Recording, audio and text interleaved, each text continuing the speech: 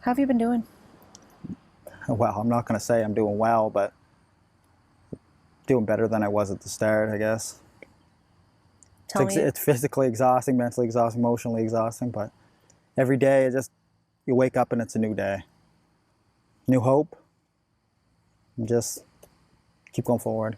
tell me about the toll, like what you were just mentioning earlier about social media. Yeah, social media has been quite a circus, we'll call it. That's a stepdad of missing children, but you wouldn't know it. Every day they remain lost, he feels better.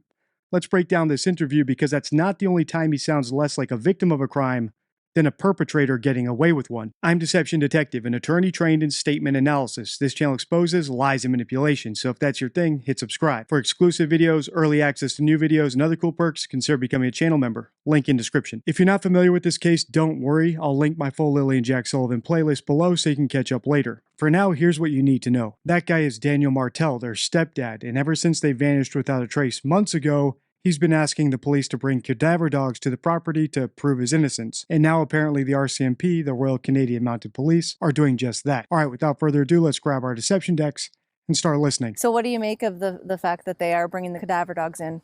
Well, I'm actually pretty happy about that because it's been about 3 months. I've been asking for them, and it's just been delayed, I guess, till now. But I know things take time, and dogs are hard to get. So what does this say to you? Because I mean, they are dogs searching for human remains. Well, I know that it's going to be really hard work now that there's so much vegetation in the woods, but I'm pretty happy that they're going to be able to do it.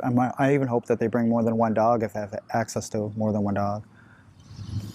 So what are you happy about? What do you hope this will bring? I would just like to see maybe the social media speculation, theories, and accusations, maybe they're not going to stop, but slow down, because at this point they're getting ridiculous.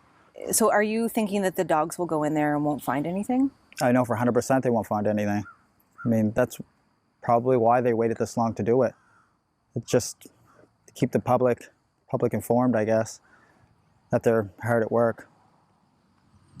Do you think it will rule things out? Yeah, I think we'll rule a lot of things out. Rule out that the RCMP are, working hard, and there's no human remains on the property. Is there any piece of you that's preparing for the fact, like, what if they do find something? No, because I didn't do anything. I know Malaya didn't do anything. I know my mother didn't do anything. Those are 3 people on the property. For someone who was apparently drifting in and out of sleep when Lily and Jack disappeared, Daniel sure does know quite a bit about what happened to them. For instance, he knows where they aren't, he knows their dead bodies aren't on the property, and he somehow also knows who isn't responsible. The implication, of course, is he knows where they are. That's how he knows they won't be found on the property. And he's either hiding who actually did it, or he knows that none of those 3 people did it because he knows who did. And this isn't a reach. After all, if he actually didn't know what happened, I'd expect him to be curious about what the dogs might find and apprehensive about it. But he's not. He's happy about the dogs coming. I'd also expect him to be suspicious about all the other adults who are on the property, but he isn't. He's conclusive about their innocence when, if his story's true, he has no way of knowing that. Indeed, conclusiveness, despite the evidence, is one of the 4 ways that hoaxers give themselves away. I've put the Spotting Hoaxes card for my deception deck on your screen now if you want to read the other 3. And by the way, as a side note, Daniel, criminals move bodies all the time. The cadaver dogs not finding anything on the property doesn't prove you're innocent. It actually suggests the opposite. How could he know the kids aren't dead somewhere on the property, even if there was no foul play involved? Remember, the story is they wandered off into the woods. I didn't do anything. I know Malaya didn't do anything. I know my mother didn't do anything. Those are 3 people on the property. I mean, after the polygraph exams, they should have known right there. We didn't kill any of the kids, or we didn't kill the kids. Why do you think that they're not possibly, like, why that they didn't possibly wander into the woods? Well, with the amount of resources that were used, and I mean, for everything from drones to helicopters to classified technology and all the searchers on the ground. I mean, searchers on bicycles. They did everything. I've on the pipeline. They took in ATVs and Argos and side by sides. They used everything they could. Tell me about what do you make at this point of the investigation of what RCMP have been doing or not doing? What's your stance on all of that? Well, I would like to go in for another whole round of polygraph exams. I mean, that would be, and maybe bring some new people in that are doing the polygraph exams.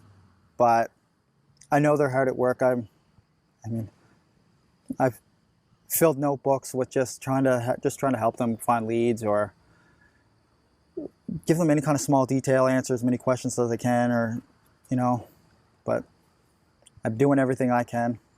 I usually try to meet with them 3 times a week, and sometimes they're not around for that, or phone calls or texts, but whatever we can do. So I guess to bring it back to the cadaver dogs, since you've been asking for it for so long, I guess, you don't have any information on how that will happen?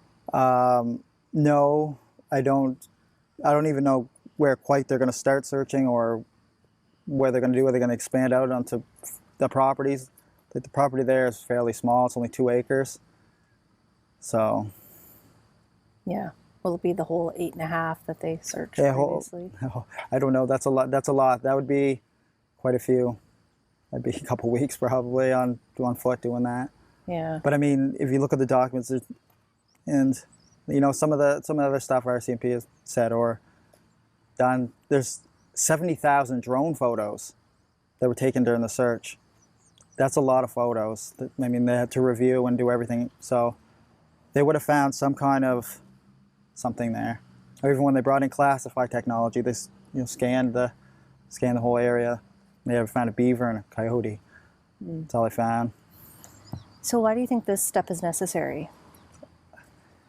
Well, it just rules out one and brings the book a little bit closer to being closed. I mean, one chapter at a time. That's the lead into the clip I played in the intro, and the reason it jumped out to me is because Daniel seems to be implying that the book is closed once he's ruled out all the possibilities that he's guilty, whereas actual innocent parents of missing children only consider the case closed once they've found their kid. If the cadaver dogs come to the property and don't find any cadavers, he's one chapter closer to putting this entire story behind him and moving on with his life. In reality, an actual innocent parent would want the dogs on the property to either confirm the worst, as terrible as it might be, so that they can know that their kids are at least at peace, or to rule out the property as a possible location where they may be, so that they can focus their efforts elsewhere. Either way, it's not something to be happy about. The dogs either find the kids dead on the property, or they find them nowhere on the property, which increases the odds that the kids were actually kidnapped by a psychopath and taken somewhere to have who knows what happen to them. So why do you think this step is necessary? Well, it just rules out one and brings the book a little bit closer to being closed. I mean, one chapter at a time. How have you been doing? Well, I'm not going to say I'm doing well, but doing better than I was at the start, I guess. It's physically exhausting, mentally exhausting, emotionally exhausting, but every day you wake up and it's a new day. New hope. And just keep going forward. Tell me about the toll, like what you were just mentioning earlier about social media. Yeah, social media has been quite a circus, we'll call it. But I can't control them, and they're free to judge. But maybe just use a little bit of this before they start typing or using AI for pictures. I mean, we're coming up on, is it coming up to 5 months? Yeah, in the second. So yeah, it's less than 2 weeks. Like, did you ever imagine that we'd be here still talking about this? No. I thought with the amount of resources and amount of different units for RCMP working on it, everything from dive teams to canine units, and they have dedicated teams just for social media. They have a dedicated guy that just sits there and watches highway cameras. So. What's it been like for you now that we're back to September, school's back, and seeing the school bus go by every day? Yeah, I know, it's hard. There's quite a few school buses that go by, and there's a lot of kids in the area I see, and it's sad. It's not just sad for Jack and Lily, but it's sad for everybody who knew Jack and Lily. They had friends, went to school, and it's just, they had teachers that seen them every day, and it's just hard on everybody. I know we ask you this every single time, but why do you keep doing it? For Jack and Lily. I don't do this for myself because I'm going to see this online later and people are going to analyze it. Every time I move my hands, every time I open my mouth, every facial expression, they analyze everything right down to a T. I know that. What would you like the public to know? I want the public to know if anyone has any information, just please come forward. Call the RCMP, call your local police department, call Crime Stoppers. Do you still think they're still alive? Yes, I hope so. Daniel says he thinks the kids are still alive, but ever since his first interview, he's been talking about them in the past tense, and he did so in this interview as well. Here's a clip from my first video analyzing Daniel 4 months ago. You have anything, come out as fast as possible and get it to any detachment or any police service that you have available to get to talk to. And Jack just absolutely loves bugs, dinosaurs, anything like that. But Lily loves girly things, but she also loves doing everything with Jack, bugs. They're like best friends, not just brother and sister.